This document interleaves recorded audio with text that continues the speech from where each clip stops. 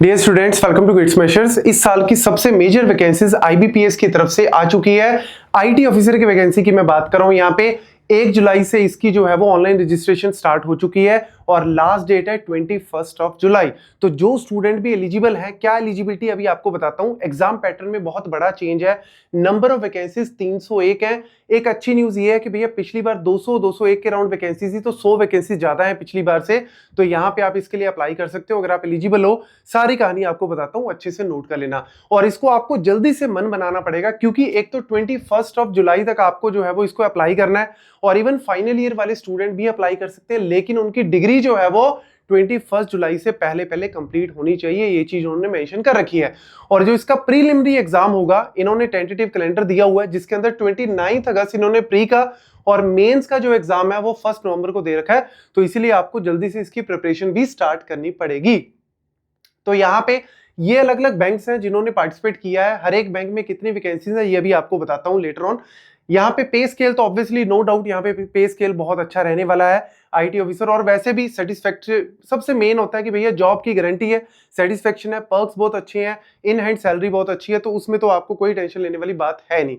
Main यहाँ पे आ जाता है जी सबसे पहले एलिजिबिलिटी आईटी ऑफिसर स्केल 1 के लिए जो एज है मिनिमम 20 और मैक्सिमम एज 30 है। और यहाँ पे 4 ईयर इंजीनियरिंग डिग्री जो है वो यहाँ पे computer science, computer application, information technology, electronics, ये सारे जो है वो एलिजिबल है। फाइनल ईयर वाले मैंने बता ही दिया, लेकिन 21 जुलाई से पहले पहले कंप्लीशन होना चाहिए। पोस्ट ग्रेजुएशन वाले भी ऑब्वियसली कर सकते हैं। और बहुत से बच्चों का आता है कि बीसीए वाले एलिजिबल है, तो भैया एमसीए वाले एलिजिबल है, बीसीए वाले नहीं, क्योंकि 4 साल की डिग्री यहाँ पे इन्होंने मेंशन कर रखी है। ठीक है, देन उसके बाद आ जाता है जी यहाँ पे नेक्स्ट कि मेरी जो एप्लीकेशन फीस है वो कितनी रहने वाली है। तो एप्लीकेशन फीस यहाँ पे है 850, जो कि बाकियों के लिए, और बाकी जो SC ST और PWB उनके लिए 175 जो है वो रहने वाली है।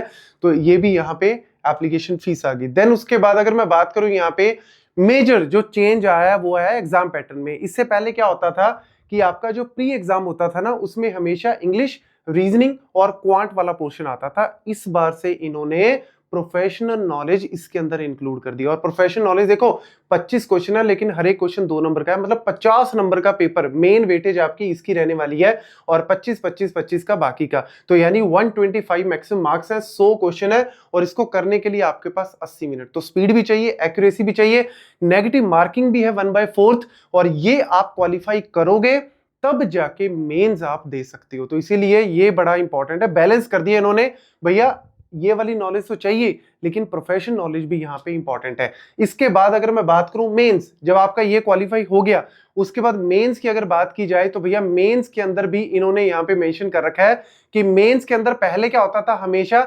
सिर्फ और सिर्फ प्रोफेशनल नॉलेज आता था।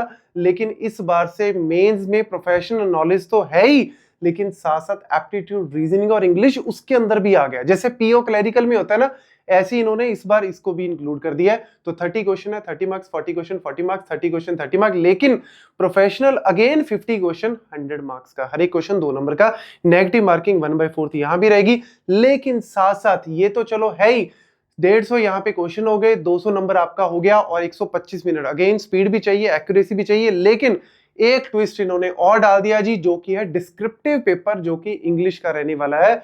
2 क्वेश्चन आएंगे 25 नंबर के, मतलब 12.5 का, और यहाँ पे इंग्लिश जो है वो इसके अंदर आपको डिस्क्रिप्टिव में, मतलब ऐसे राइटिंग टाइप हो गया, और 30 मिनट्स ये भी अलग से आपको करना पड़ेगा। तब जाके जो है वो आप मान के चलो मेरिट लिस्ट में। ऑब्वियसली मेरिट में तो आपका मेंस वाला ही जुड़ने वाला है, फिर जाके आपका जो है वो इंटरव्यू रहने वाला है। तो कहीं ना कहीं इन्होंने पैटर्न जो है वो खतरनाक कर दिया है, लेकिन आपको प्रिपरेशन भी उतनी ही अच्छे से खतरनाक तरीके से करनी पड़ेगी। ये जी अलग अलग बैंक्स हैं जिन्होंने ऑलरेडी वैकेंसीज दिखाई हैं। जैसे यहाँ पे 110 वैकेंसी बैंक ऑफ इंडिया की है, 50 वैकेंसी, 100 वैकेंसीज जो है वो यहाँ पे पीएनबी की तरफ से हैं। हो सकता है थोड़ी बहुत वैकेंसीज बाद में और इंक्रीज हो जाए, हर बार होती हैं थोड़ी बहुत वैकेंसीज, क्योंकि जो मार्क्स आते हैं उसके बाद कई बैंक्स होते हैं जिनके अंदर वैकेंसीज आती है, तो ये वाला स्कोर वो कंसीडर कर लेते हैं। बट मेन चीज ये है कि अगर आप अच्छे से प्रिपरेशन करना चाहते हो, तो लिंक जो है वो डिस्क्रिप्शन बॉक्स में दिया हुआ है। गेट्स मेशर का फुल फ्लेज कोर्स अवेलेबल है, और जो पोर्शन नहीं भी है, जैसे डिस्क्रिप्शन वगैरह जो नया आया है, तो उसको आपको बहुत बढ़िया तरीके से करवाया जाएगा। तो उस चीज की आपको टेंशन नहीं लेनी। नीचे जो है वो नंबर भी दिया हुआ है, तो उससे आप हमें कांटेक्ट भी कर सकते हो इन केस कोई भी आपका डाउट है। तो फटाफट से जो है वो एक बार देख लो। अगर आपकी प्रिपरेशन ठीक ठाक है, अगर आप वाकई में आईटी ऑफिसर और अगर टेक्निकल में रहना चाहते हो, तो डेफिनेटली आप इसके लिए अप्लाई कर सकते हो। लेकिन पूरी प्रिपरेशन के साथ आपको इस एग्जाम को देना पड़ेगा। ऐसे ऊपर ऊपर की तैयारी से ये एग्जाम क्वालिफाई नहीं होगा। ये पॉइंट जो है वो दिमाग में रखना। Thank you.